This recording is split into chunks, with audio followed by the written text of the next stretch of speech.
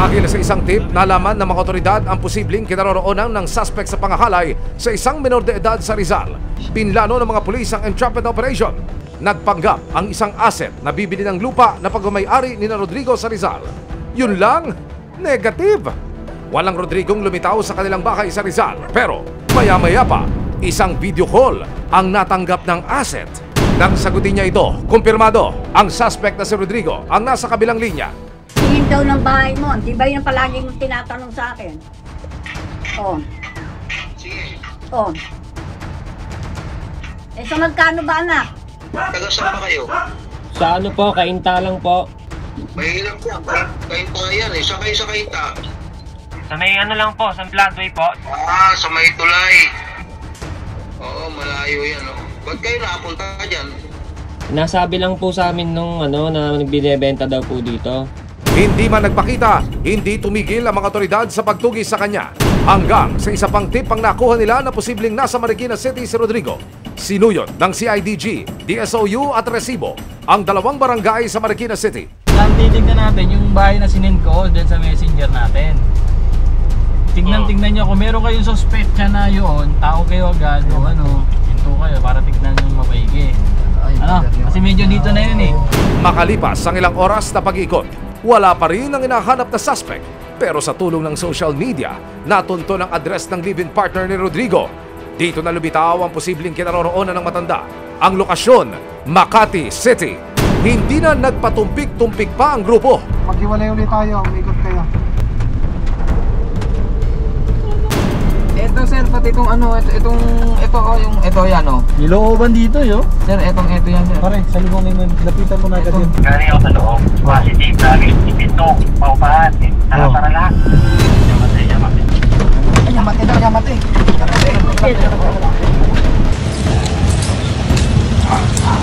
For real na talaga, nasa loob ng bahay ang mailap na suspect. Ang pulis po kami. Alam nyo naman po siguro. Taga-CIDG po kami. Huwag na po tayong gagawa ng hindi maganda. Hindi ako nakatayo eh. Ang suspect natuklasang na-stroke noong nakaraang taon. Opo. Alam mo naman siguro naging kaso niya.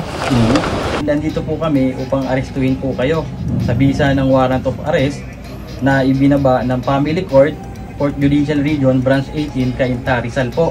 Sa kasong rape under Article 266 in relation to Article 266B, the Revised Penal Code. Kayo po ay may karapatang manahimik o magsawalang kibo. Ano man ang inyong sasabihin ay maaaring gamitin pabor o laban sa inyo sa anumang hukuman dito sa atin. Ayon sa suspect na si Rodrigo, fake news daw ang krimeng ibinabato sa kanya. Hindi po totoo yun.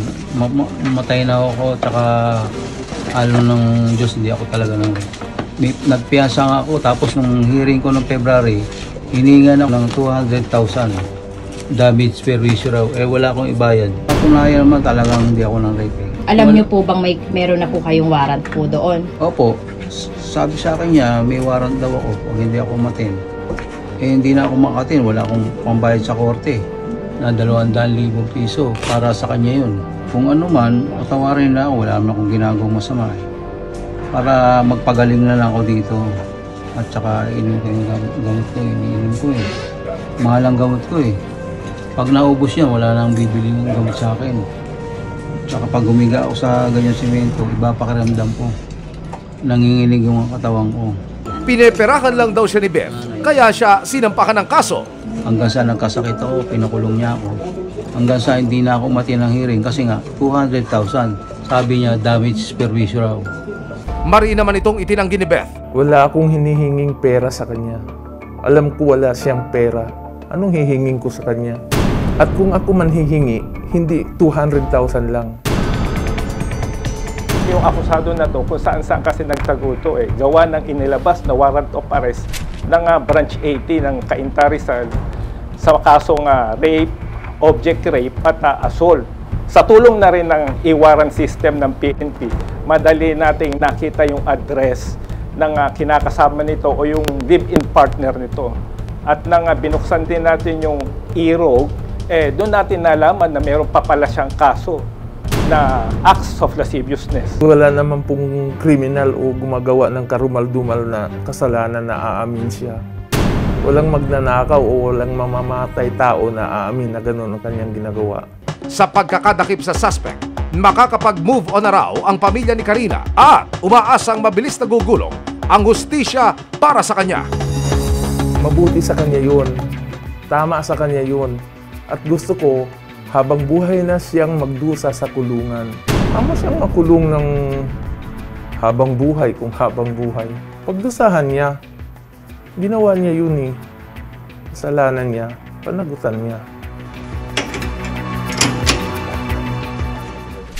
Susunod! Sa cellphone video, makikitang walang awang tinadyakan ng kanyang asawang itinago namin sa pangalang Dante, si Sheila. Hindi pa nakontento, sinabunutan at kinaladkad din siya ng asawa. Ngayon, ano ho nais ninyo mangyari? Ako po sana, ang gusto ko pong mangyari, mapakulong talaga yung asawa ng kapatid ko. Ebidensya, resibo,